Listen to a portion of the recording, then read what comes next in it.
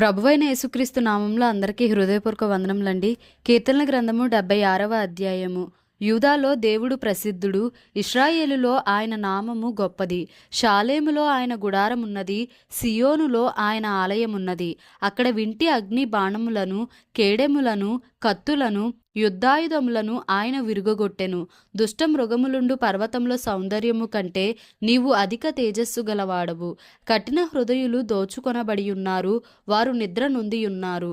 పరాక్రమశాలులందరి బాహుబలము హరించెను. యాకోబు దేవా, నీ గద్దింపునకు రథసారథులకును గుర్రములకును గాఢ నిద్ర కలిగెను. నీవే భయంకరుడవు. నీవు కోపపడు వేళ నీ సన్నిధిని నిలువగలవాడెవడు? నీవు తీర్చిన తీర్పు ఆకాశములో నుండి వినబడజేసితివి. దేశములో శ్రమనొందిన వారినందరినీ రక్షించుటకై న్యాయపు తీర్పునకు దేవుడు లేచినప్పుడు భూమి భయపడి ఊరకుండెను. నరుల ఆగ్రహము నిన్ను స్తుతించును, ఆగ్రహ శేషమును నీవు ధరించుకొందువు. మీ దేవుడైన యెహోవాకు మ్రొక్కుకొని మీ మ్రొక్కుబడులను చెల్లించుడి. ఆయన చుట్టూనున్న వారందరూ భయంకరుడగు ఆయనకు కానుకలు తెచ్చి అర్పింపవలెను. అధికారుల పొగరును ఆయన అణచివేయువాడు, భూరాజులకు ఆయన భీకరుడు. కీర్తనల గ్రంథము 77వ అధ్యాయము. నేను ఎలుగెత్తి దేవునికి మొర్రపెట్టుదును, ఆయనకు మనవి చేయుదును. దేవుడు నాకు చెవియొగ్గు వరకు నేను ఎలుగెత్తి ఆయనకు మనవి చేయుదును. నా ఆపత్కాలమందు నేను ప్రభువును వెదకితిని. రాత్రివేళ నా చెయ్యి వెనుకకు తీయకుండా చాపబడి ఉన్నది. నా ప్రాణము ఓదార్పు పొందనొల్లకయున్నది. దేవుని జ్ఞాపకము చేసుకొనున్నప్పుడు నేను నిట్టూర్పు విడచుచున్నాను. నేను ధ్యానించున్నప్పుడు నా ఆత్మ కృంగిపోవుచున్నది. నీవు నా కన్నులు మూతపడనీయవు. నేను కలవరపడుచు మాటలాడలేకయున్నాను. తొల్లిటి దినములను పూర్వకాల సంవత్సరములను నేను మనస్సునకు తెచ్చుకొందును. నేను పాడిన పాట రాత్రియందు జ్ఞాపకము చేసుకొందును, హృదయమున ధ్యానించుకొందును. దేవా, నా ఆత్మ నీ తీర్పు మార్గము శ్రద్ధగా వెదకెను. ప్రభువు నిత్యము విడనాడునా? ఆయన ఇకెన్నడును కటాక్షింపడా? ఆయన కృప ఎన్నటికీ లేకుండా మానిపోయేనా? ఆయన సెలవిచ్చిన మాట తరతరములకు తప్పిపోయేనా? దేవుడు కటాక్షింప మానెనా? ఆయన కోపించి వాత్సల్యత చూపకుండునా? అందుకు నేనిలాగు అనుకొనుచున్నాను. మహోన్నతుని దక్షిణ హస్తము మార్పు నొందెననుకొనుటకు నాకు కలిగిన శ్రమయే కారణము. యెహోవా చేసిన కార్యములను, పూర్వము జరిగిన నీ ఆశ్చర్య కార్యములను నేను మనస్సునకు తెచ్చుకొందును.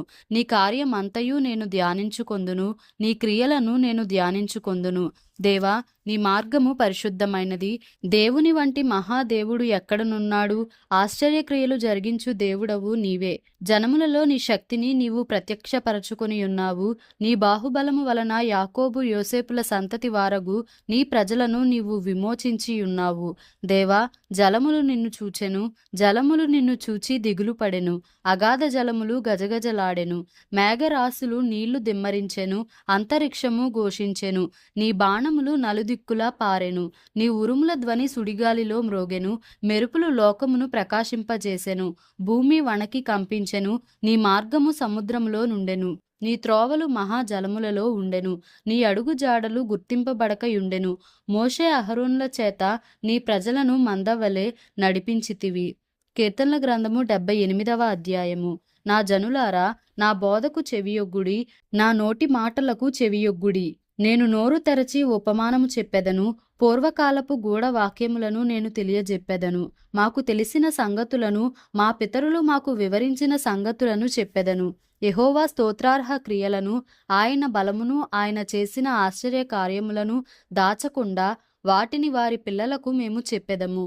రాగల తరములలో పుట్టబోవు పిల్లలు దాని నెరుగునట్లును, వారు లేచి తమ పిల్లలకు దానిని వివరించునట్లును, వీరును దేవుని యందు నిరీక్షణ గలవారై దేవుని క్రియలను మరువకయుండి యథార్థ హృదయులు కాక దేవుని విషయమై స్థిర మనస్సు లేనివారై తమ పితరుల వలె తిరుగబడకయు మూర్ఖతయు తిరుగుబాటును గల ఆ తరమును పోలియుండకయు, వారు ఆయన ఆజ్ఞలను గైకొనున్నట్లును ఆయన యాకోబు సంతతికి శాసనములను నియమించెను.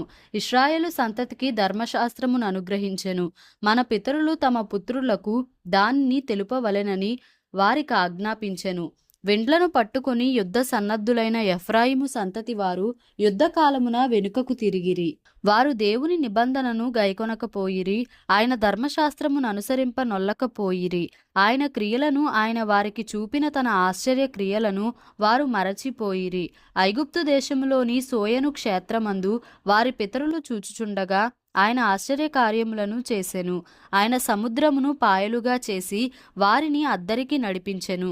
ఆయన నీటిని రాశిగా నిలిపెను. పగటివేళ మేఘములో నుండియు రాత్రి అంతయు అగ్ని ప్రకాశములో నుండియు ఆయన వారికి త్రోవ చూపెను.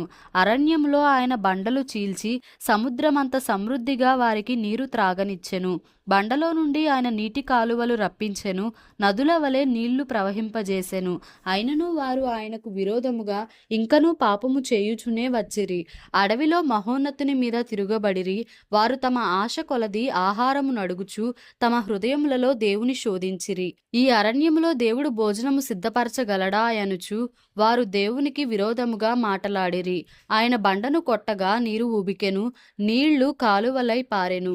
ఆయన ఆహారము ఇయ్యగలడా, ఆయన తన ప్రజలకు మాంసము సిద్ధపరచగలడా అని వారు చెప్పుకొనిరి.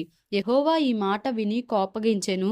యాకోబు సంతతిని దహించి వేయుటకు అగ్ని రాజెను. ఇశ్రాయేలు సంతతిని హరించి వేయుటకు కోపము పుట్టెను.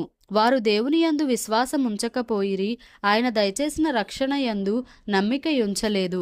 అయినను ఆయన పైనున్న ఆకాశములకు ఆజ్ఞాపించెను, అంతరిక్ష ద్వారములను తెరచెను. ఆహారమునకై ఆయన వారి మీద మన్నాను కురిపించెను, ఆకాశ ధాన్యము వారికి అనుగ్రహించెను. దేవదూతల ఆహారము నరులు భుజించిరి, భోజన పదార్థములను ఆయన వారికి సమృద్ధిగా పంపెను. ఆకాశమందు తూర్పు గాలి ఆయన విసరజేసెను, తన బలము చేత దక్షిణపు గాలి రప్పించెను. ధూళి అంత విస్తారముగా మాంసమును, సముద్రపు ఇసుక రేణువులంత విస్తారముగా రెక్కలు గల పెట్టలను ఆయన వారి మీద కురిపించెను. వారి దండు మధ్యను, వారి నివాస స్థలముల చుట్టూను ఆయన వాటిని వ్రాలజేసెను. వారు కడుపారా తిని తనిసిరి, వారు ఆశించిన దానిని ఆయన అనుగ్రహించెను. వారి ఆశ తీరక మునుపే ఆహారము ఇంకా వారి నోళ్లలో నుండగానే దేవుని కోపము వారి మీదికి దిగెను. వారిలో బలిసిన వారిని ఆయన సంహరించెను, ఇశ్రాయేలులో యవనులను కూల్చెను. ఇంత జరిగినను వారు ఇంకనూ పాపము చేయుచు ఆయన ఆశ్చర్య కార్యములను బట్టి ఆయనను నమ్ముకొనకపోయిరి. కాబట్టి ఆయన వారి దినములు ఊపిరి వలె గడచిపోజేసెను, వారి సంవత్సరములు అకస్మాత్తుగా గడచిపోజేసెను. వారిని ఆయన సంహరించినప్పుడు వారు ఆయనను వెదకిరి. వారు తిరిగి హృదయపూర్వకముగా దేవుని బతిమాలుకొనిరి. దేవుడు తమకు ఆశ్రయ దుర్గమనియు, మహోన్నతుడైన దేవుడు తమకు విమోచకుడనియు వారు జ్ఞాపకము చేసుకొనిరి. అయినను వారి హృదయము ఆయన ఎడల స్థిరముగా నుండలేదు, ఆయన నిబంధనను వారు నమ్మకముగా గైకొనలేదు. నోటి మాటతో వారు ఆయనను ముఖస్తుతి చేసిరి, తమ నాలుకలతో ఆయన యొద్ద బొంకిరి. అయితే ఆయన వాత్సల్య సంపూర్ణుడై వారిని నశింపజేయక వారి దోషము పరిహరించువాడు. తన ఉగ్రతను ఏమాత్రమును రేపుకొనక పలుమారు కోపము అణచుకొనువాడు. కాగా వారు కేవలము శరీరులై ఉన్నారనియు, విసరి వెళ్లి మరలి రాని గాలివలె నున్నారనియు ఆయన జ్ఞాపకము చేసుకొనెను. అరణ్యమున వారు ఆయన మీద ఎన్ని మారులో తిరుగబడిరి, ఎడారి యందు ఆయనను ఎన్ని మారులో దుఃఖపెట్టిరి. మాటిమాటికి వారు దేవుని శోధించిరి, మాటిమాటికి ఇశ్రాయేలు పరిశుద్ధ దేవునికి సంతాపము కలిగించిరి. ఆయన బాహుబలమునైనను, విరోధుల చేతిలో నుండి ఆయన తమ్మును విమోచించిన దినమునైనను వారు స్మరణకు తెచ్చుకొనలేదు. ఐగుప్తులో తన సూచక క్రియలను, సోయను క్షేత్రమందు తన అద్భుతములను ఆయన చూపిన దినమును వారు జ్ఞప్తికి తెచ్చుకొనలేదు. ఐగుప్తీయులు త్రాగలేకుండా నైలు నది కాలువలను, వారి ప్రవాహ జలములను ఆయన రక్తముగా మార్చెను. ఆయన వారి మీదికి జోరీగలను గుంపుగా విడిచెను, అవి వారిని తినివేసెను. కప్పలను విడిచెను, అవి వారిని నాశనము చేసెను. ఆయన వారి పంటను చీడ పురుగులకిచ్చెను, వారి కష్టఫలములను మిడతలకు అప్పగించెను. వడగండ్ల చేత వారి ద్రాక్ష తీగలను, హిమము చేత వారి మేడి చెట్లను ఆయన పాడు చేసెను. వారి పశువులను వడగండ్ల పాలు చేసెను, వారి మందలను పిడుగుల పాలు చేసెను. ఆయన ఉపద్రవము కలుగజేయు దూతల సేనగా తన కోపాగ్నిని, ఉగ్రతను, మహోగ్రతను, శ్రమను వారి మీద విడిచెను.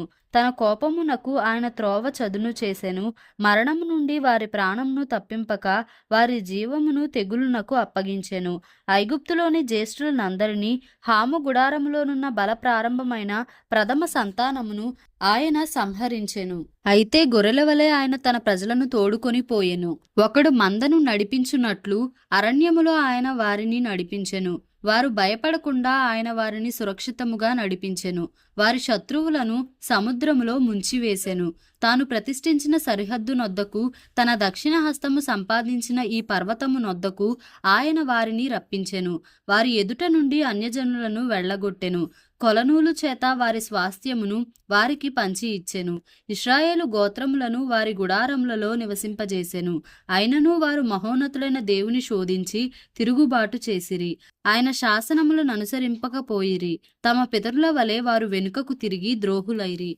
జౌకిచ్చు విల్లు పనికిరాకపోయినట్లు వారు తొలగిపోయిరి. వారు ఉన్నత స్థలములను కట్టి ఆయనకు కోపము పుట్టించిరి. విగ్రహములను పెట్టుకొని ఆయనకు రోషము కలుగజేసిరి. దేవుడు దీన్ని చూచి ఆగ్రహించి ఇశ్రాయేలునందు బహుగా అసహ్యించుకొనెను. షిలోహు మందిరమును, తాను మనుషులలో సంస్థాపన చేసిన గుడారమును ఆయన విడిచిపెట్టెను. ఆయన తన బలమును చెరకును, తన భూషణమైన దానిని విరోధుల చేతికిని అప్పగించెను. తన ప్రజలను ఖడ్గమునకు అప్పగించెను. ఆయన తన స్వాస్థ్యము మీద ఆగ్రహించెను. అగ్ని వారి యవనస్తులను భక్షించెను. వారి కన్యకలకు పెండ్లి పాటలు లేకపోయెను. వారి యాజకులు కత్తిపాలు కాగా వారి విధవరాండ్రు రోదనము చేయకుండిరి. అప్పుడు నిద్ర నుండి మేల్కొను ఒకని వలెను, మధ్యవశుడై ఆర్భటించు పరాక్రమశాలి వలెను ప్రభువు మేల్కొనెను. ఆయన తన విరోధులను వెనుకకు తరిమి కొట్టెను. నిత్యమైన నింద వారికి కలుగజేసెను. పిమ్మట ఆయన యోసేపు గుడారమును అసహ్యించుకొనెను. ఎఫ్రాయిము గోత్రమును కోరుకొనలేదు. యూదా గోత్రమును, తాను ప్రేమించిన సియోను పర్వతమును ఆయన కోరుకొనెను. తాను అంతరిక్షమును కట్టినట్లు, తాను భూమిని నిత్యముగా స్థాపించినట్లు ఆయన తన పరిశుద్ధ మందిరమును కట్టించెను. తన దాసుడైన దావీదును కోరుకొని గొర్రెల దొడ్లలో నుండి అతని పిలిపించెను. పాడి గొర్రెలను వెంబడించుట మాన్పించి తన ప్రజలైన యాకోబును, తన స్వాస్థ్యమైన ఇశ్రాయేలును మేపుటకై ఆయన అతనిని రప్పించెను. అతడు యథార్థ హృదయుడై వారిని పాలించెను. కార్యముల యందు నేర్పరి అయి వారిని నడిపించెను. దేవుడి పరిశుద్ధ వాక్యంను మన వినికిడిలో దీవించి ఆశీర్వదించునుగాక. Amen. Please like, share and subscribe for more videos.